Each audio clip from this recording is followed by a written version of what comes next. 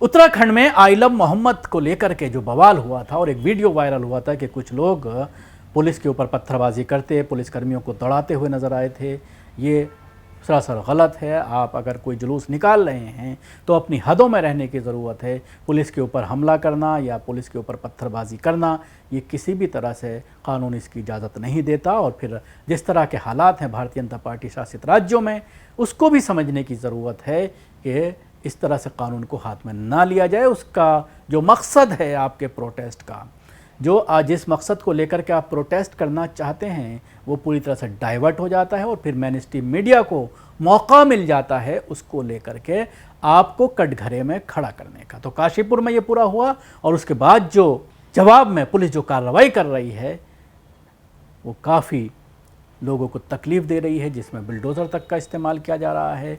Police ने नगर निगम mayor पद के पूर्व प्रत्याशी नदीम अख्तर, हनीफ गांधी और दानिश चौधरी समेत 400 से 500 अज्ञात मुसलमानों के खिलाफ मुख्तलिफ धाराओं में FIR दर्ज की है। इसके साथ ही मोहम्मद अरशद, कामरान, मोइन रज़ा, दानिश अली और कई और मुसलमानों की गिरफ्तारी हुई है। 10 और मुसलमानों को हिरासत में लेकर पूछताछ की गई है।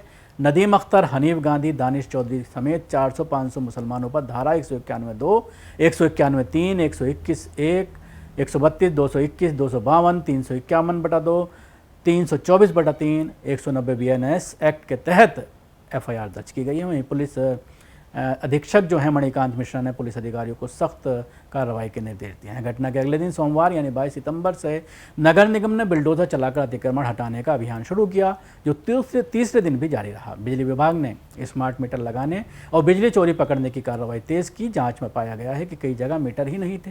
अवैध कनेक्शन से व्यावसायिक गतिविधियां रिहायशी कनेक्शन पर चल रही थीं। नालियों पर बड़े पैमाने पर अतिक्रमण से जलभराव की समस्या हो रही थी, जिसे हटाने का भी काम तेज़ी से किया जा रहा है। ये सारी चीज़ें मेन स्ट्रीम मीडिया के ज़रिए बताई जा रही हैं, बिल्कुल उसी तरह से जैसे संभल में आपने देखा था कि जब दंगा हुआ, संभल में पुलिस की गोली से लोगों की मौत हुई, तो उसके बाद किस तरह से मुस्लिम महलों में पुलिस का आतंक कई महीनों तक और बिजली विभाग का आतंक और वहाँ की जो नगर निगम है उसका आतंक चलता रहा।